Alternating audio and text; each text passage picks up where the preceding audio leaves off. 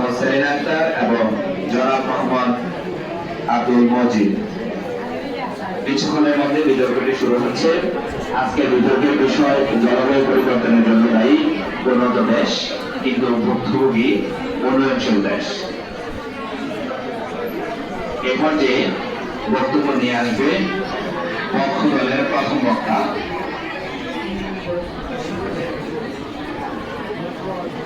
কাশফি।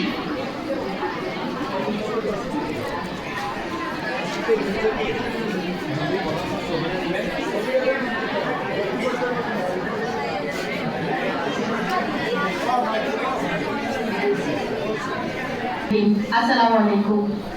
যে আগুনে তুমি ঘর গড়েছিলে সেই আগুনে আমার বন পড়ে যায়। তুমি বলো উন্নয়ন, আমি বলি ধ্বংস, দায়বদ্ধতা, দুঃস্বপ্ন।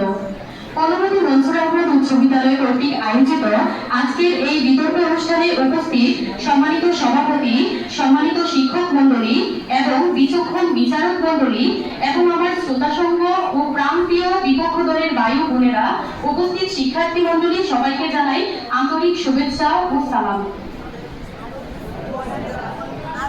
আসসালামু আলাইকুম।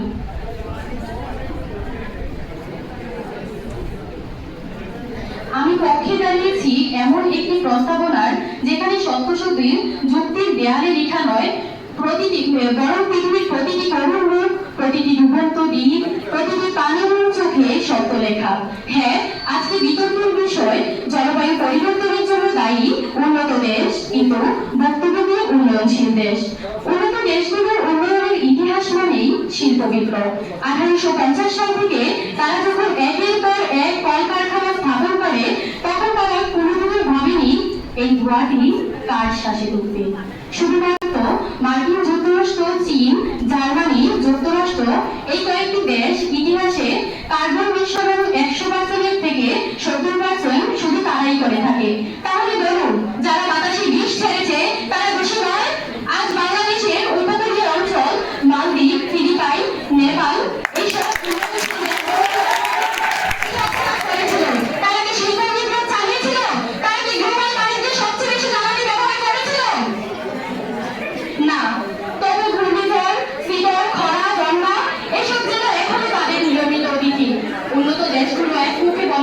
আমরা সাহায্য করব।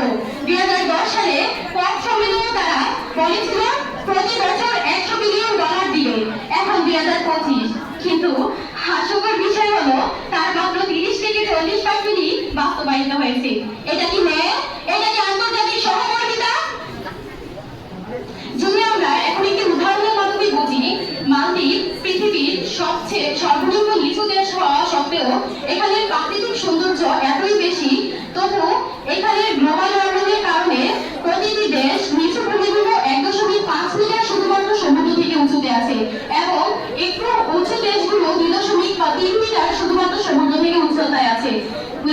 মালদ্বীপের সরকার 2009 সালে একটি ক্যাবিনেট মিটিং এর আয়োজন করেছিল পানির নিচে, যেটা শুধুমাত্র আজও কাগজে কলমে লিপিবদ্ধ হয়ে আছে। তার বাস্তবায়ন আমরা কিছুই দেখতে পাচ্ছি না। তাহলে বলুন, এর মানে কি দাঁড়ায়? শুধুমাত্র কাগজে কলমে কি লিপিবদ্ধ থাকলে এটা বাস্তবায়িত হবে? তাই দ্বিতীয় পক্ষের প্রথম বক্তা আলিফ হোসেনকে তার তথ্য উপস্থাপনের জন্য আহ্বান জানাচ্ছি।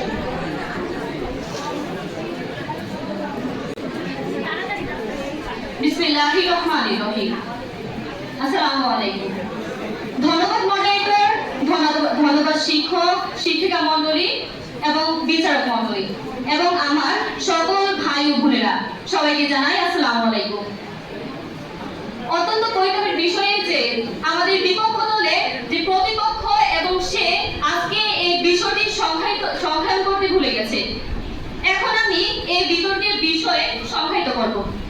আমাদের বিতর্কের বিষয় হলো জলবায়ু পরিবর্তনের জন্য দায়ী উন্নত দেশ কিন্তু ভুক্তভোগী উন্নয়নশীল দেশ। এখন আমরা জানবো জলবায়ু পরিবর্তন কি, ভুক্তভোগী কি এবং উন্নয়নশীল দেশ কি।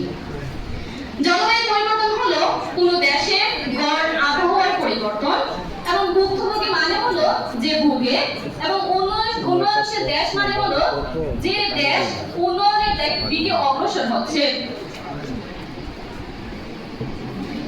সম্মানিত বিচারক মণ্ডলী, প্রকৌশলী এবং মডারেটর।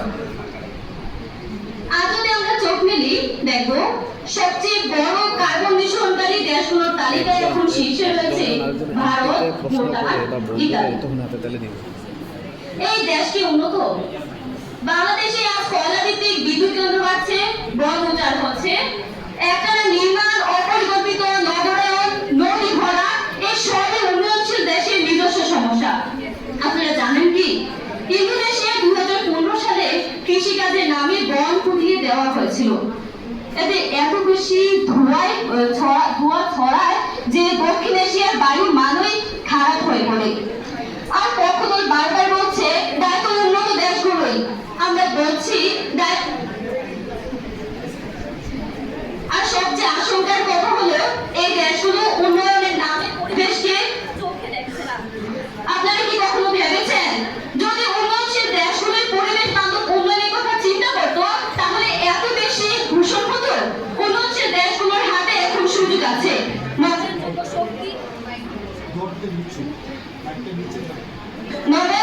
নবায়নযোগ্য শক্তি ব্যবহারে, বন রক্ষায়, শিল্পে, পরিবেশ নীতিতে প্রয়োজন, কিন্তু তারা কি কখন তা করেছে? পক্ষদল বলছে ক্ষতিপূরণের কথা।